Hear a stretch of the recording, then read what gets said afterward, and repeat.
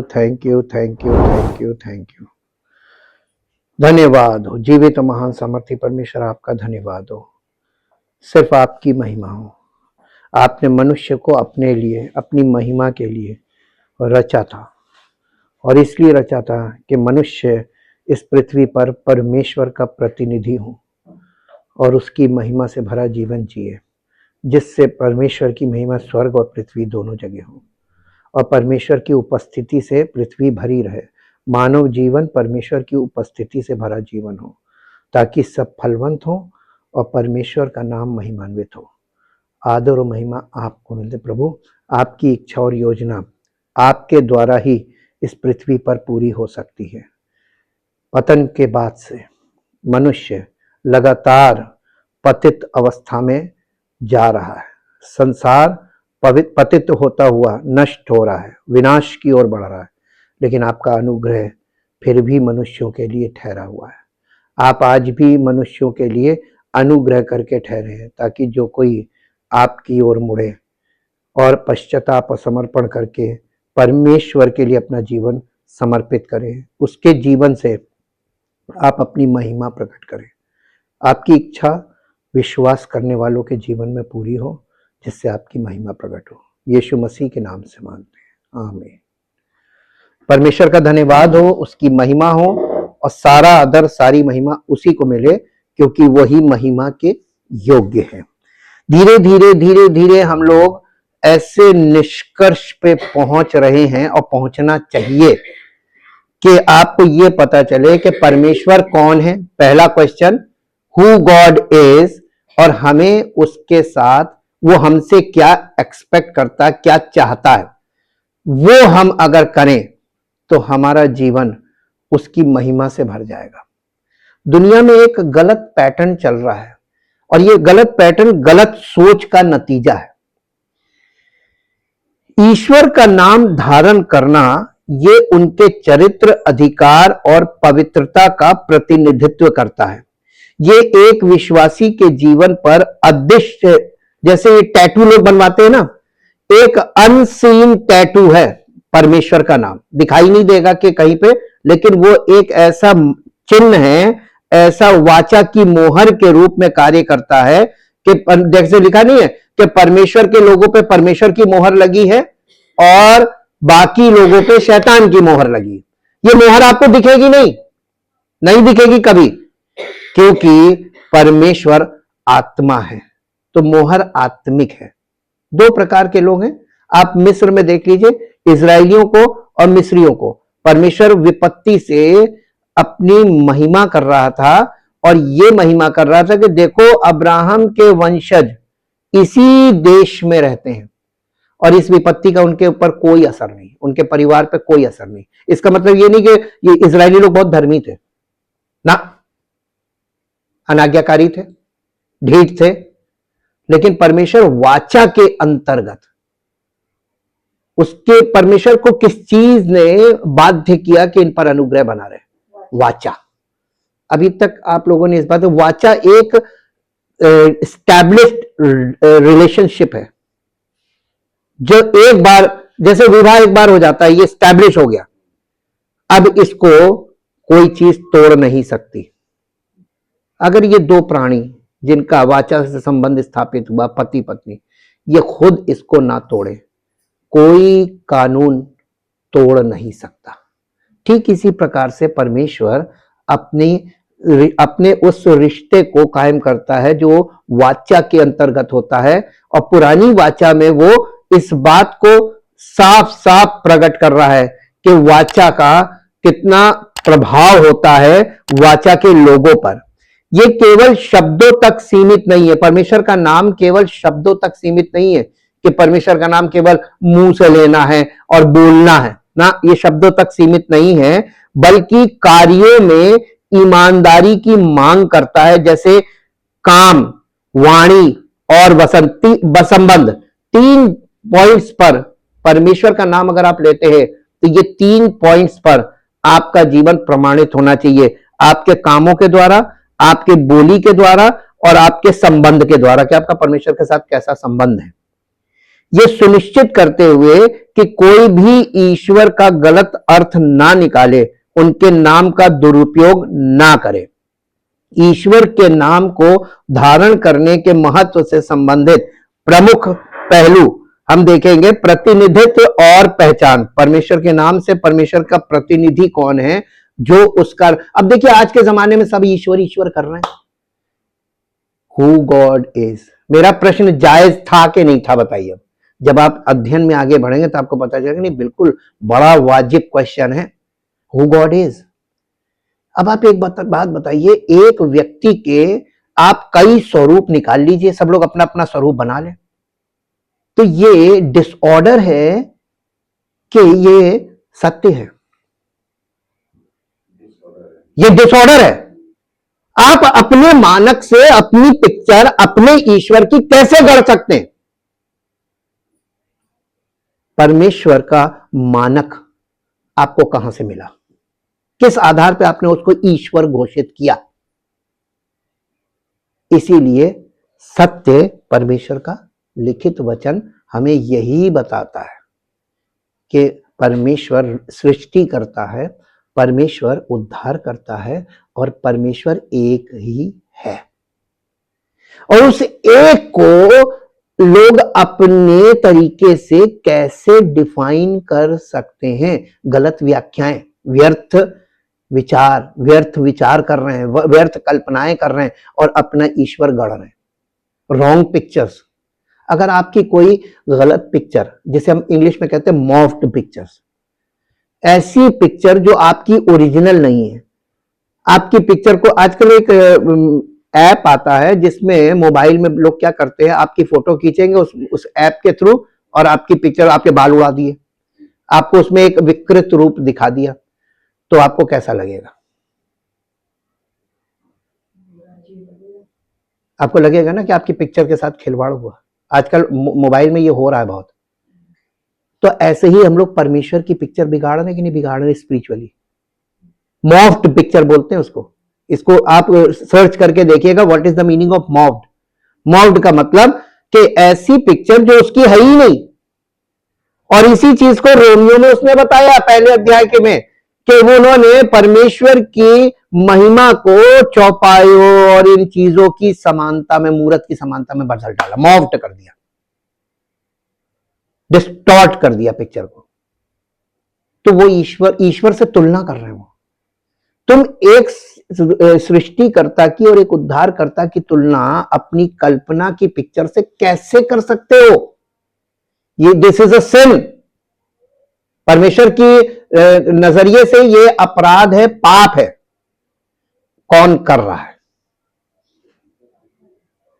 अब सन्नाटा मच गया। सब कर रहे हैं, सब कर रहे हैं। इसीलिए वहां पे लिखा है कि सब ने पाप किया, सब पापी है, एक भी धर्मी नहीं है, क्योंकि उसकी राइट पिक्चर किसी के पास नहीं है। इसलिए परमेश्वर के वचन में नहीं लिखा, परमेश्वर को कभी किसी ने नहीं देखा और ना कभी कोई उसको पहचान पाया। परमेश्वर को इस संसार में प्रकट किया उसके इकलौते पुत्र प्रभु यीशु मसीह ने। The right picture of God is Jesus Christ, जिसे लोग बर्दाश्त नहीं करते, एक्सेप्ट नहीं करते और जिसको लोग बिल्कुल डिनाई करते हैं। This is the true picture of God. प्रतिनिधित्व और पहचान परमेश्वर के नाम से। नाम धारण करना व्यक्ति को ईश्वर से संबंधित होने और दुनिया के लिए उनके प्रतिनिधि के रूप में कार्य करने के रूप में पहचान दिलाता है। नैतिक उत्तरदायित्व, इसमें केवल ईश्वर का नाम लेने के बजाय ईश्वर के गुणों और पवित्रता को प्रतिबिंबित करने वाले तरीके से जीवन जीना शामिल है। इसमें लाइफ स्टाइल प्रमाण होती है। किसका जीवन आपने ऐसा देखा जो परमेश्वर की इच्छा का जीवन है, परमेश्वर की गुणों से भरा जीवन? एक का नहीं है। सब शारीरिक बातें करते हैं, शरीर में है और शारीरिक बातों में लिप्त रहते हैं। परमेश्वर सिर्फ नाम लेने से कुछ नहीं होगा।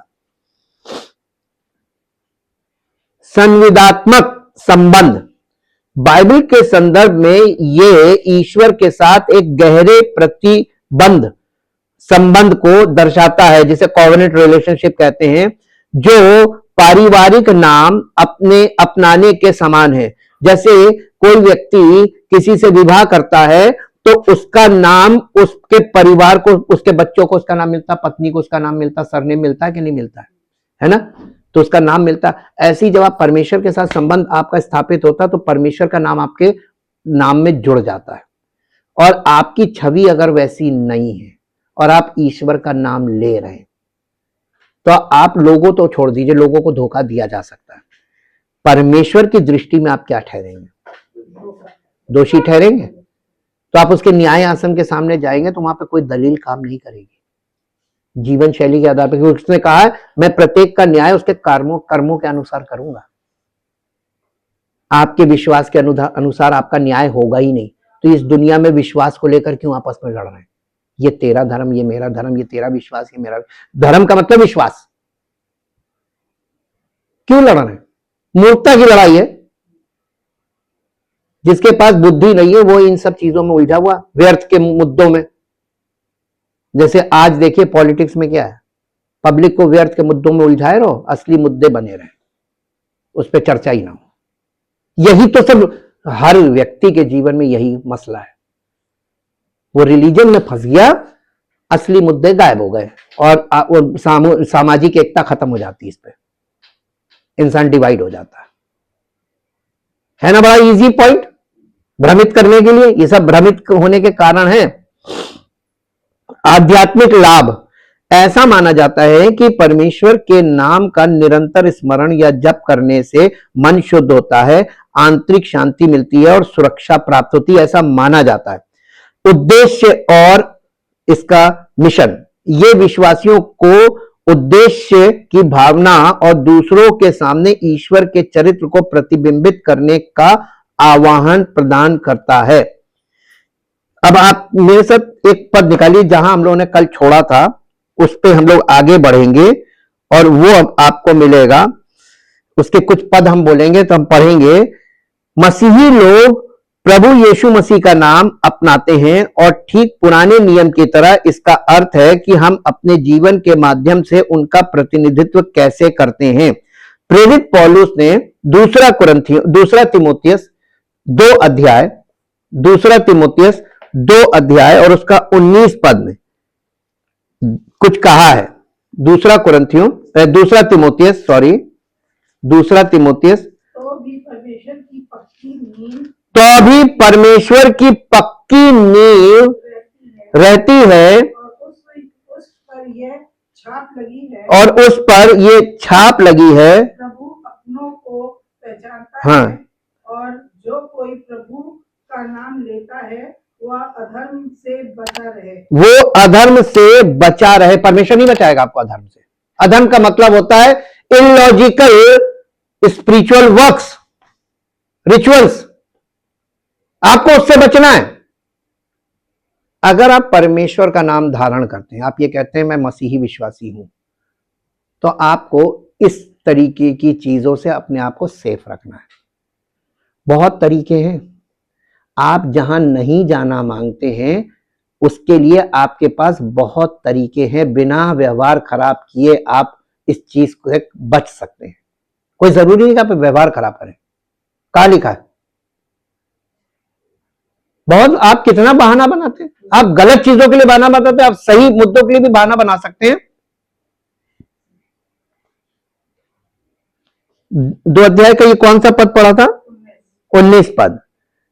2 तिमोथियस चैप्टर, इसको मैं इंग्लिश में पढ़ दूं आपके लिए। 2 तिमोथियस chapter 2 verse 19। But the firm foundation of laid by God stands sure and unshaken, bearing this seal. seal का मतलब होता है मोहर। Inscription, जिसे हम कहते हैं, जिसे अभी हम टैटू बोल रहे थे। Inscription, the Lord knows those who are His. परमेश्वर अपने लोगों को पहचानता है। आपको कोई ऐसा काम नहीं करना है सामाजिक तौर पर, शारीरिक तौर पर, सामूहिक लोगों के सामने, भीड़ के सामने, कि लगे कि आप परमेश्वर से बहुत प्यार करते हैं। Because God knows who loves him. परमेश्वर उन्हें पहचानता है जो उससे प्रेम करते हैं। वो आपके हृदय को देख के पहचान जाता है। आपको कुछ करने की जरूरत नहीं है। आज लोग क्या क्या चीजें कर रहे हैं, क्यों कर रहे हैं, और इलॉजिकल है।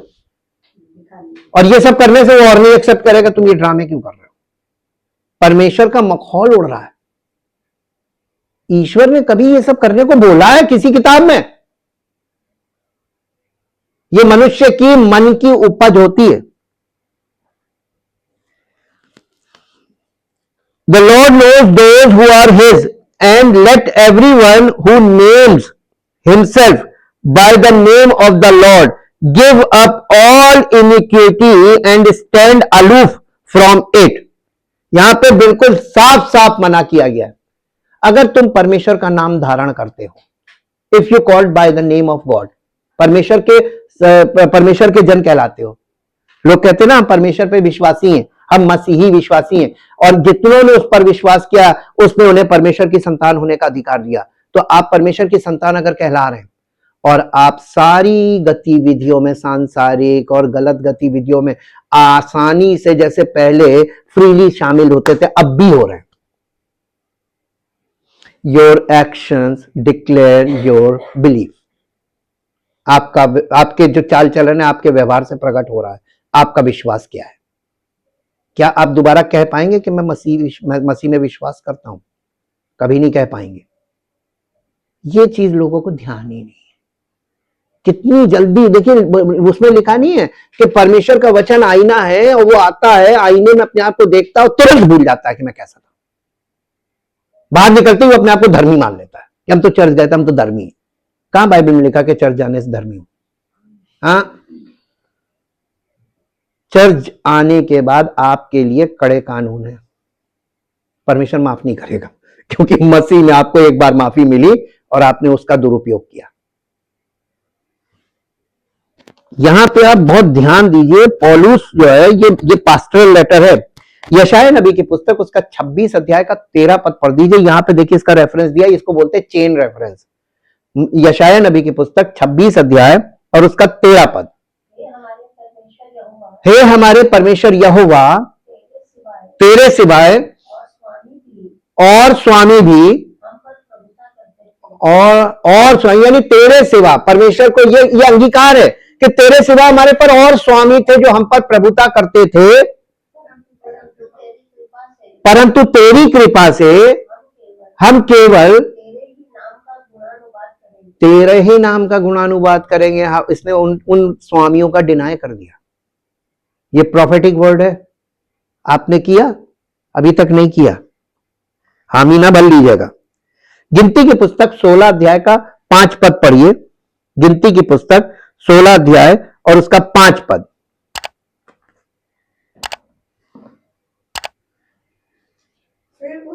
फिर उसने कोरा और उसकी सारी मंडली से कहा, कोरा और उसकी सारी मंडली, कोरा महायाजक है, उसकी सारी मंडली से कहा, सवेरे यहोवा दिखेगा, सवेरे यहोवा दिखेगा, उसका कौन है? सवेरे यहोवा ये दिखाएगा कि उसका कौन है और पवित्र कौन है, और पवित्र कौन है, और उसको अपने समीप बुला लेना जिसको वह आप चुन लेगा, जिसे वो आप चुन लेगा। लीडरशिप के लिए था, जिसे वो चुनेगा कि ये मेरा, इसके द्वारा धार्मिकता चलेगी, उसे वो आप बुला लेगा कि कौन मेरा धर्मी है, कौन पवित्र है, कौन किसको उसने चुना है। उसी को अपने समीप भी बुला लेना। हाँ, उसमें बुला लेना नहीं लिखा होगा, बुला लेगा। जो सही होगा परमेश्वर के दृष्टिकोण से, उसे वो बुला लेगा अपने समीप। क्यों नहीं बुलाया अभी तक आप अपने समीप? सोचिए, ये सब चिंतन का विषय है। इसलिए क्योंकि जिस चीज को परमेश्वर आपके दिल में देखना पसंद करता, वो चीज नहीं दिखाई दी अभी तक। ये आपके शारीरिक और जीवन शैली दोनों तरफ प्रॉब्लम है। आपकी मानसिकता की भी है और आपकी जीवन शैली की भी है। जो कोई प्रभु का नाम जो कोई प्रभु के नाम को स्वीकार करता है, उसे दुष्टता से दूर रहना चाहिए। ये पौलुस 2 तिमोथेयुस 2 अध्याय के 19 पद में बता रहा है। जो लोग मसीह को अपना प्रभु मानते हैं उन्हें अपने जीवन जीने के तरीके पर ध्यान देना चाहिए, क्योंकि यह उन्हीं पर प्रतिबिंबित होता है। फिर वही बात आ गई, your actions declare your belief. आप छिप नहीं पाएंगे, दुनिया के लोगों को भ्रम में आप डाल सकते हैं अपनी क्रियाओं से, छल से, लेकिन परमेश्वर के सामने आपकी एक नहीं चलेगी। प्रतिफल कौन देगा? लोग के परमेश्वर। उद्धार कौन देगा? लोग के परमेश्वर। तो वहां पे आपका रिजल्ट 0 रहेगा। फायदा क्या ये सब करने का? तो व्यवहार में परमेश्वर का नाम व्यर्थ में लेना कैसा दिखता है, हम कुछ और देखेंगे जो ईश्वर के नाम का दुरुपयोग करने के उदाहरण हैं और हमारी अपेक्षा से कहीं अधिक प्रचलित हैं। दुख की बात है कि बहुत से लोग जानते हैं कि यह गलत, पापपूर्ण और हानिकारक है, लेकिन वे इन्हें सही नाम नहीं दे पाते। ईश्वर के नाम का दुरुपयोग करने के ही रूप है ये। अब यहां पे कलीसिया में यौन अपराधी या दुर्व्यवहार करने वाले को रियायतें और संरक्षण प्रदान होता है। कुरिन्थियों की कलीसिया में ऐसा हुआ था, जबकि ये नहीं होना चाहिए। जब तक पश्चाताप होगा, परमेश्वर से उसको क्षमा ना मिले, वो ग्रहण योग्य नहीं है।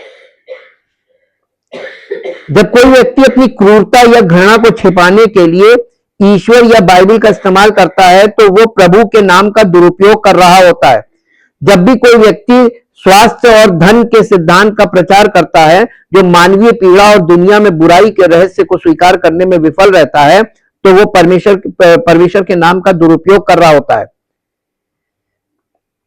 जब कोई राजनेता निंदनीय रूप से धर्म ग्रंथों का हवाला देता है या किसी ज्वलंत सांस्कृतिक युद्ध का फायदा उठाता है ताकि वे खुद को ईश्वर के पक्ष में दिखा सके, या इससे भी बदतर ताकि वे दावा कर सके कि ईश्वर उनके पक्ष में है, तो ये प्रभु के नाम का दुरुपयोग है। जब भी ईश्वर को गलत तरीके से प्रस्तुत किया जाता है, जब भी स्वार्थी या बुरे व्यवहार को उचित ठहराने के लिए ईश्वर के नाम का सहारा लिया जाता है, जब भी ईश्वर की उपस्थिति और स्वीकृति को मान लिया जाता है, तब प्रभु के नाम का दुरुपयोग किया जाता है। कुछ अपशब्द या ईश्वर शब्द का प्रयोग करके की गई व्यर्थ की बातें, इन पर ध्यान देना आवश्यक है, बिल्कुल, लेकिन ये ईश्वर का नाम व्यर्थ लेना नहीं है। ये जीव के पाप है जो आमतौर पर तीव्र भावनाओं, आलस्य या लापरवाही से उत्पन्न होते हैं। इन्हें विनम्रता पूर्वक सुधारा जा सकता है, लेकिन प्रभु के नाम का दुरुपयोग करना कर्मों और लोगों के जीवन जीने के तरीके से जुड़ा है। ये आपके जीवन शैली से, परमेश्वर का नाम व्यर्थ लेने का संबंध सीधा आपके मुंह से नहीं कि आप क्या बोल रहे हैं, कैसे बोल रहे हैं, आपके जीवन शैली से जुड़ा है। आज प्रचारकों को आप सुन रहे हैं यूट्यूब पे, थोड़ा उनके नजदीक जाइए, उनके साथ रहिए 24 घंटे, 1 हफ्ते, उनकी जीवन शैली देखिए, आपको पता चल जाएगा। ये स्टेज वाले हैं, स्टेज पर बैठकर सब फरिश्ते लगते हैं, लेकिन उनके पारिवारिक जीवन में, उनके व्यक्तिगत जीवन में आप झांकेंगे ना, तब आपको सत्य पता चलेगा। बच्चे विश्वासी नहीं,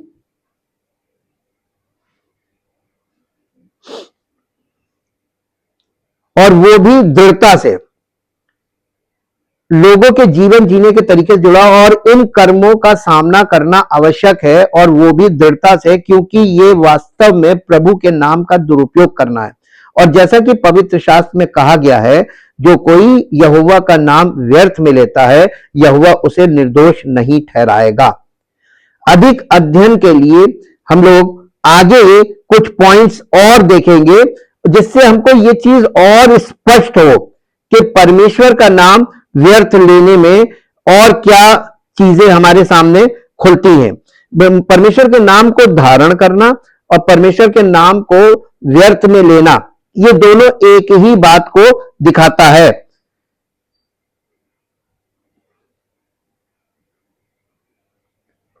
the importance of bearing the name of God, ईश्वर के नाम को धारण करने का महत्व क्या महत्व है।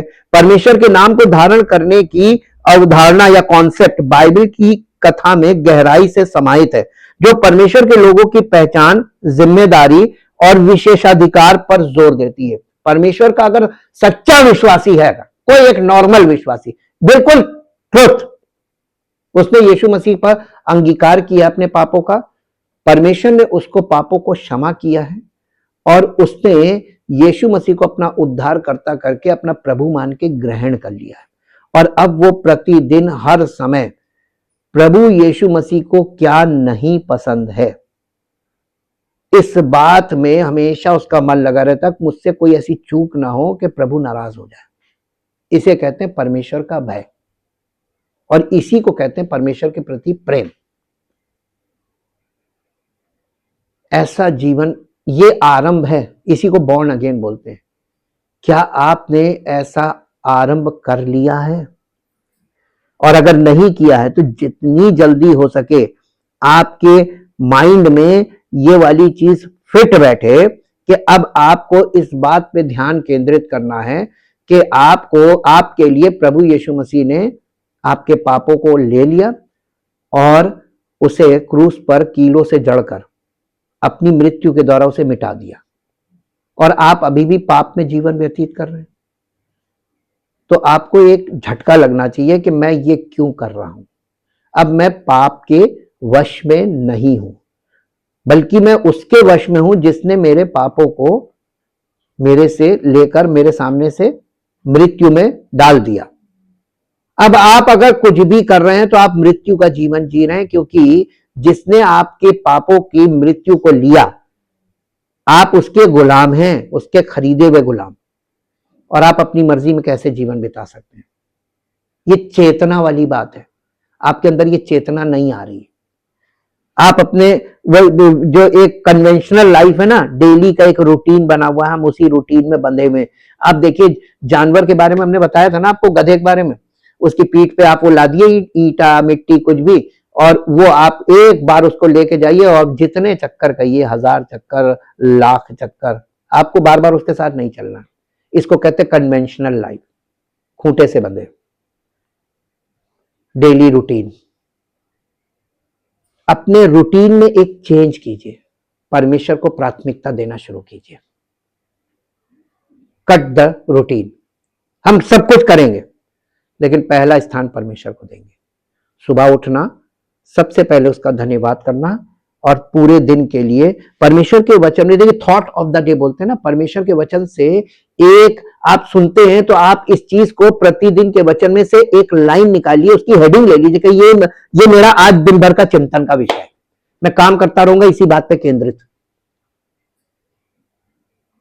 आपकी जिंदगी में बदलाव शुरू ना हो तो आप कहिएगा। इसको बोलते हैं मॉर्निंग डिवोशन। सवेरे अपने आप को परमेश्वर के लिए समर्पित करके अपने दिनचर्या को आरंभ करें। आपकी वो कन्वेंशनल लाइफ ऐसे ही रहेगी, रूटीन लाइफ, उसमें ये प्लस कर लीजिए प्राथमिकता, ताकि परमेश्वर का रोल आपके जीवन में आ जाए, वो कनेक्ट हो जाए। आप अपनी जिंदगी में खुद ही लगे पड़े, खुद ही लगे पड़े, खुद ही लगे पड़े, खुद ही लगे, और कहीं किसी मंजिल तक नहीं पहुंचेंगे सारी जिंदगी करने के बाद भी।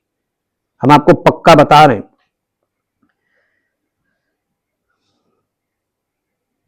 परमेश्वर के नाम को धारण करने की अवधारणा बाइबल की कथा में गहराई से समाहित, जो परमेश्वर के लोगों की पहचान, जिम्मेदारी और विशेषाधिकार पर जोर देती है। ये विषय इस समझ पर आधारित है कि परमेश्वर का नाम उनके चरित्र, अधिकार और उपस्थिति का प्रतिनिधित्व करता है। उनके नाम को धारण करना, इन गुणों को अपने भीतर समाहित करना और उनकी पवित्रता और धार्मिकता को प्रतिबिंबित करने वाले तरीके से जीवन जीना है। तभी तो आपके जीवन से प्रभु यीशु मसीह प्रकट होगा। हमारी धार्मिकता कौन? जब हम यीशु मसीह पर विश्वास करते हैं और उसको अपना जीवन समर्पित करते हैं तो हमारी धार्मिकता, हमारा प्रभु हमारे जीवन से प्रकट होगा। ये कैसे होगा? Your actions declare your belief. आपका विश्वास आपके व्यवहार से प्रकट हो जाएगा कि आप किस पर विश्वास करते हैं। जब आप लोगों को धड़ाधड़ कहेंगे, कोई भी हो जाए, आप कहेंगे जाओ, मैंने तुम्हें क्षमा कर दिया। इतना कहना भारी पड़ेगा आपको अगर आप प्रभु में नहीं है। और अगर आप प्रभु में हैं तो सबसे छोटा काम आपको लगेगा, अरे ठीक जाओ, उसके साथ हम भिड़ के कर क्या लेंगे, जो नुकसान होता तो हो गया। लड़ भिड़ के आप उसका चवन्नी लेकर खुश हो जाएंगे, देखो मैंने उससे ले लिया, ये फर्जी का है। छोटी छोटी बातों पे घमंड करने से अच्छा है माफ करो, आगे बढ़ो। पुराने नियम की नींव, पुराने नियम में परमेश्वर के नाम का महत्व प्रारंभ से ही स्पष्ट है। निर्गमन की पुस्तक में 3 अध्याय के 14 और 15 पद में परमेश्वर मूसा को अपना नाम मैं वही हूं जो मैं हूं के रूप में प्रकट करते हैं, जो उनके शाश्वत स्व अस्तित्व यानी सेल्फ एग्जिस्टेंस को दर्शाता है। परमेश्वर, God is always self existent, परमेश्वर स्व उपस्थित है।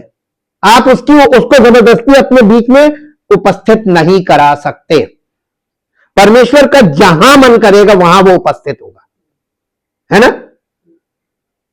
तो हम उसकी उपस्थिति को खोज सकते हैं और उसकी उपस्थिति में उपस्थित हो सकते हैं समर्पण के साथ, ताकि वो अनुग्रह करे। लेकिन परमेश्वर की उपस्थिति कहां है? देखिए, मैं आपको एक पुराने नियम का एक एग्जाम्पल बताता हूं। परमेश्वर की उपस्थिति उस समय वाचा के संदूक पे थी, हाँ के नाम। और वाचा का संदूक दाऊद जो है वो अपने उसने उसके लिए एक स्थान ठहराया था। दाऊद वहां पर लेकर आ रहा था अपने राजमहल के बगल में, उसने उसके लिए एक स्थान बनाया था जिसे दाऊद का तंबू कहते हैं, वहां पर वो ला रहा था। और वाचा का संदूक गलत तरीके से आ रहा था। परमेश्वर की उपस्थिति को वो ला तो रहा था, this is a good news, लेकिन उसकी उपस्थिति को वो रॉन्ग वे में ला रहा था, गलत तरीके से ला रहा था।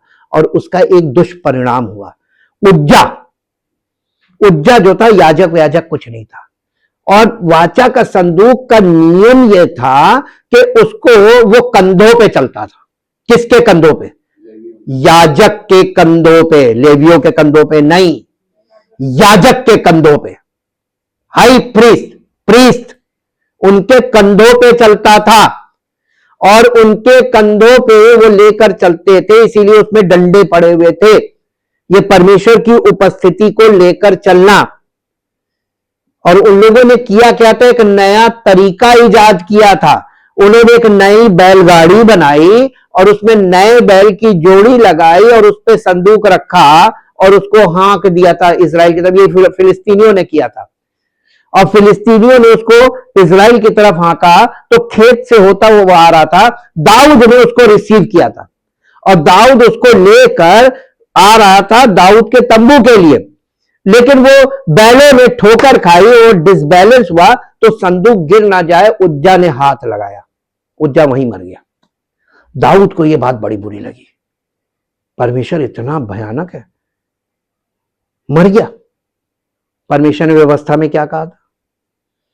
मेरी उपस्थिति में कोई ऐसे प्रवेश नहीं कर सकता। और उस संदूक को तो छूना बहुत दूर है, उसको छू ही नहीं सकते थे, छू लिया, मर गया।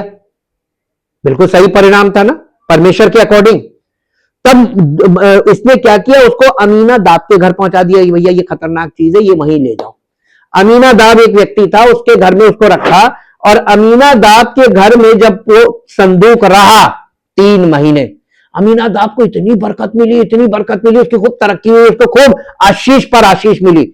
दाऊद ने देखा है अमीनादाब को बड़ी आशीष मिल रही है, फिर दाऊद के मन में लालच आया, कहने लगे मैं उसके लिए स्थान बनाया है, मैं उसको वापस यही लाऊंगा।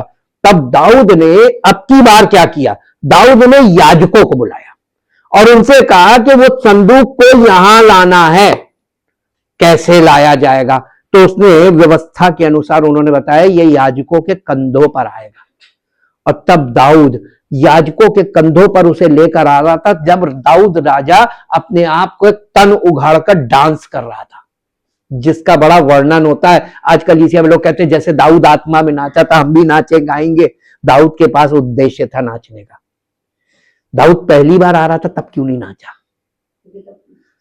तब दाऊद सदमे में आ गया था, अरे परमेश्वर मार देता है। गलत तरीके से परमेश्वर की उपस्थिति को एक स्थान से दूसरे स्थान नहीं ले जाया जा सकता। इसका मतलब यह परमेश्वर अपनी मर्जी से जहां चाहता है वहीं स्थान ग्रहण करता है। और यही इजराइलियों की जंगल में वो जो यात्रा है उसमें देखिए, जब तक वो बादल उसके ऊपर से हट जाता था वो लोग तंबू को लेकर चलने लगते थे, परमेश्वर उनको लेकर चल रहा था कि वो परमेश्वर को लेकर चल रहे थे। यही तो लेसन हमको सीखना है कि परमेश्वर के अकॉर्डिंग हमें चलना है, हम परमेश्वर को नहीं चला सकते। आज लोग जबरदस्ती परमेश्वर की उपस्थिति हर जगह मांग रहे हैं। It is not possible. ये आजकल के लोगों में दोष है, उनकी सोच में दोष है, उनकी आत्मिकता में दोष है। परमेश्वर के वचन फाउंडेशन नहीं मालूम है, और फाउंडेशन पुराने नियम में है, वो सेल्फ एग्जिस्टेंस को दर्शाता है। ये रहस्य उद्घाटन इजराइलियों की उस पहचान की नींव रखता है जिन्हें उनके नाम को धारण करने के लिए बुलाया गया है। इजराइलियों को बार बार परमेश्वर के साथ उनके अद्वितीय संबंध की याद दिलाई जाती है, जैसा कि व्यवस्था विवरण 28 अध्याय का 10 पद पढ़िए। व्यवस्था विवरण 28 अध्याय और उसका 10 पद यहां पर लिखा है। व्यवस्था विवरण 28 अध्याय का 10 पद। और पृथ्वी के देश देश के सब लोगों, और पृथ्वी के देश देश के सब लोगों, सब लोग ये देखकर कि तू यहोवा का कहलाता है, कि तू यहोवा का कहलाता है, तुझसे डर जाएंगे। तुझसे डर जाएंगे। क्या देखकर? कि तू परमेश्वर का कहलाता है। परमेश्वर का नाम धारण करने का मतलब लोग इस बात को देखें कि परमेश्वर इसके जीवन में है, लोग डरेंगे, उससे लोग डरेंगे। ये परमेश्वर ने खुद बोला था। तब पृथ्वी के सब लोग देखेंगे कि तुम यहोवा के नाम से पुकारे जाते हो और वे तुम्हारा आदर करेंगे। दूसरे वर्जन में लिखा है। और तीसरी आज्ञा इसीलिए निर्गमन 20 अध्याय के 7 पद में पाई जाती है। परमेश्वर के नाम को अनादर पूर्वक धारण करने के महत्व पर यहां पे बल दिया गया है। तुम अपने परमेश्वर यहोवा का नाम व्यर्थ ना लो, क्योंकि जो कोई उसका नाम व्यर्थ लेता है यहोवा उसे दंड दिए बिना नहीं छोड़ेगा। ये आज्ञा केवल वाणी तक सीमित नहीं है, बल्कि इसमें व्यक्ति का संपूर्ण आचरण और जीवन शैली शामिल है। परमेश्वर के नाम का दुरुपयोग करना, उनके चरित्र को विकृत करना और उनकी पवित्रता को प्रतिबिंबित करने के दायित्व में विफल होना है। इसलिए बहुत इंपॉर्टेंट पॉइंट है। याजकीय और भविष्यवक्ता दृष्टिकोण इजराइल में याजकों की भूमिका परमेश्वर के नाम को धारण करने के महत्व को और स्पष्ट करती है। गिनती की पुस्तक 6 अध्याय 24 पद से 27 पद तक पढ़िए। गिनती की पुस्तक 6 अध्याय, गिनती 6। यहोवा तुझे आशीष दे और तेरी रक्षा करे। यहोवा तुझ पर अपने मुख का प्रकाश चमकाए और तुझ पर अनुग्रह करे। और यहोवा अपना मुख तेरी ओर करे और तुझे शांति दे। इस रीति वे मेरे नाम को इजराइलियों पर रखें और मैं उन्हें आशीष दिया करूंगा। ये मालूम क्या है? अब आपको समझाते हैं ये क्या है। पुराने जमाने में याजक लोगों को जो आते थे परमेश्वर की उपस्थिति में बलि चढ़ाते थे, उनको ये आशीर्वाद देते थे। इसको बेनेडिक्शन बोलते हैं। आज कलीसिया में बेनेडिक्शन या आशीर्वाद क्या है मालूम आपको? अब प्रभु यीशु मसीह का अनुग्रह, पिता परमेश्वर का प्रेम और पवित्र आत्मा की उपस्थिति और सहभागिता हमेशा तुम्हारे साथ साथ बनी रहे। ये है, this is the blessing for today's मसीही विश्वासियों के लिए। ये आशीर्वाद है, और ये ऐसा आशीर्वाद है, ये पिता पुत्र पवित्र आत्मा का बपतिस्मा इसी को कहा गया है। आपको समर्पित रहना पिता के प्रेम, प्रभु यीशु मसीह के अनुग्रह और पवित्र आत्मा की उपस्थिति और सहभागिता के लिए। टू इमर्स इन, इसी में आपको इसको सोख लेना है, तब आपका जीवन परमेश्वर की महिमा से भर जाएगा। ये आशीर्वाद ऐसे नहीं काम करते कि किसी के मुंह से बोल दिया और आपको मिल गया। ये तो लोगों का भ्रम है आजकल।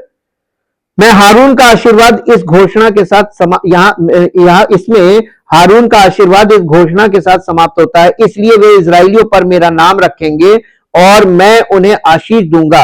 यह आशीर्वाद परमेश्वर के नाम को उनकी प्रजा पर स्थापित करने का प्रतीक है, जो उन्हें उनका अपना होने का चिन्ह देता है और उन्हें उनकी इच्छा के अनुसार जीवन जीने के लिए बुलाता है।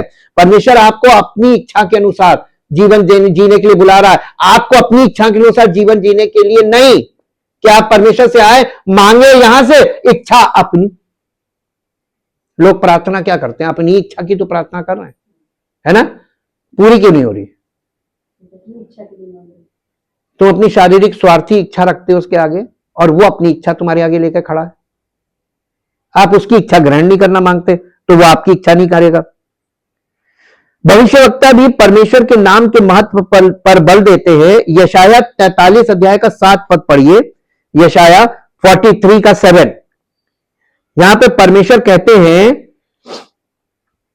कि जो कोई मेरे नाम से पुकारा गया है और मेरी महिमा के लिए सृजित किया गया है, जिसे मैंने सचमुच गढ़ा और बनाया है। यहां परमेश्वर के नाम को धारण करना उनकी महिमा करने के उद्देश्य से जुड़ा है, जो राष्ट्रों के सामने उनकी महिमा को प्रतिबिंबित करने के लिए उनके लोगों के दायित्व को उजागर करता है। क्या लिखा है 43?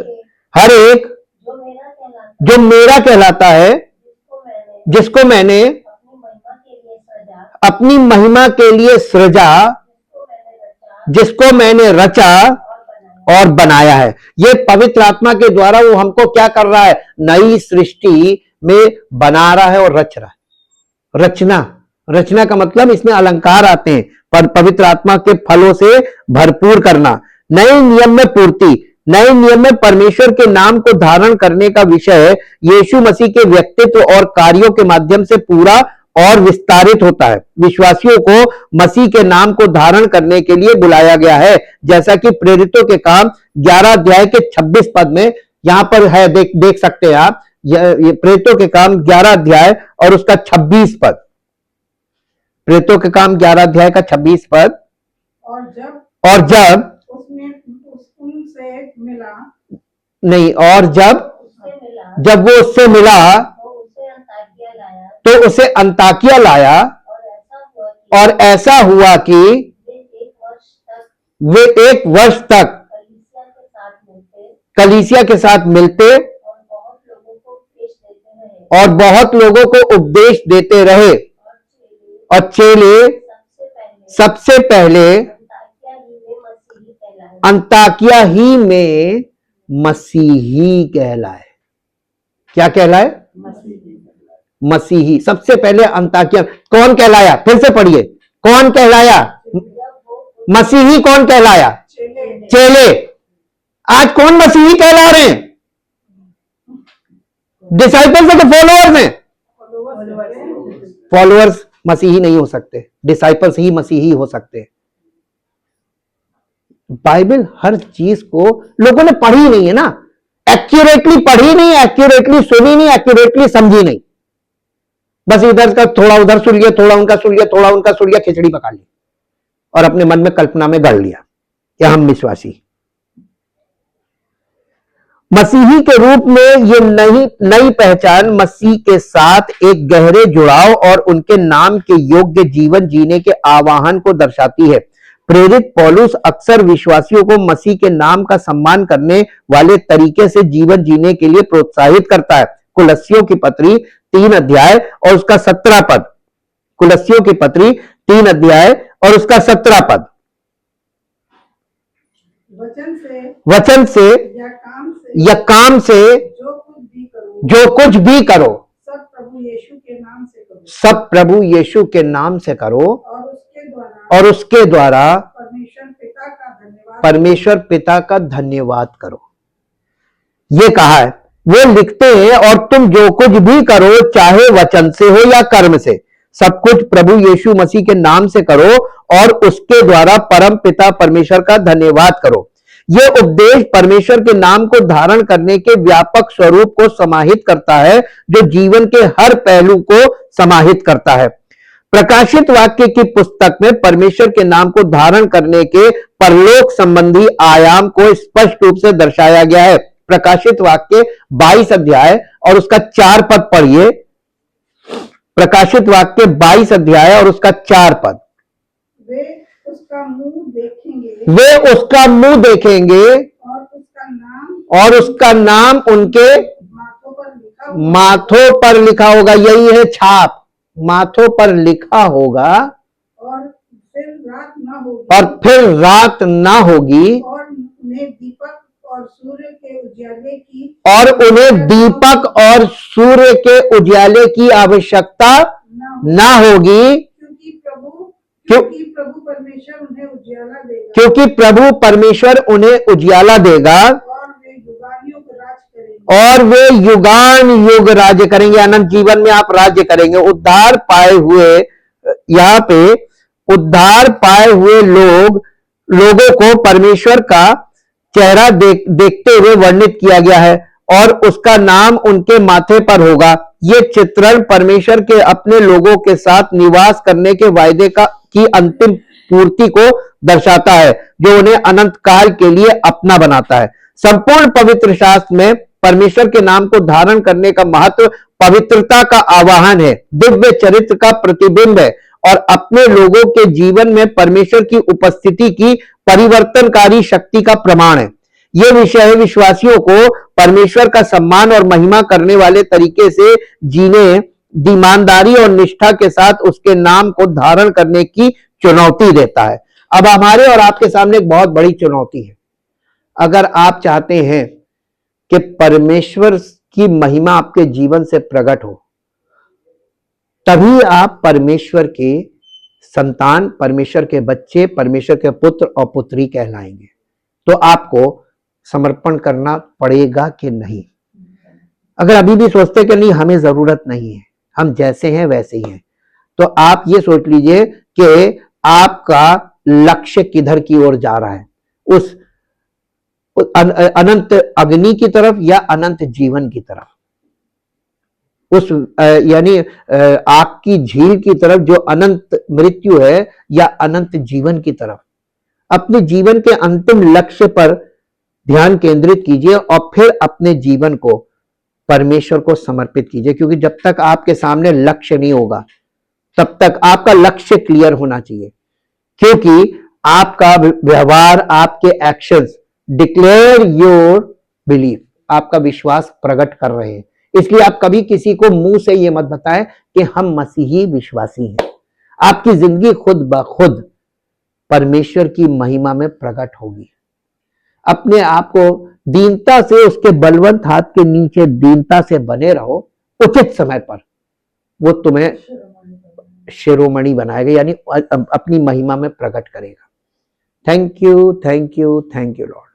जीवित मान समर्थी परमेश्वर, हृदय से आपका धन्यवाद करते हैं आपके पवित्र वचनों के लिए, जो सत्य हैं और परम सत्य हैं, और आपके वचनों का उद्देश्य हर विश्वासी का जीवन आपकी महिमा से भरा हो, और हर विश्वासी का आपके साथ एक व्यक्तिगत और इंटीमेट अंतरंग संबंध हो, और ये संबंध बिल्कुल सच्चा हो, ताकि आपका प्रेम, पिता का प्रेम, प्रभु यीशु मसीह का अनुग्रह और पवित्र आत्मा की उपस्थिति और सहभागिता के द्वारा ये वाली चीज उसके जीवन में बढ़े, और वो कलीसिया में मसीह की देह का अंग बने और जीवित टैबरनेकल बने, चलता फिरता तंबू बने, जो परमेश्वर की उपस्थिति से भरा हो, ताकि आपकी महिमा हो। प्रभु यीशु मसीह के नाम से मांगते हैं, आमीन।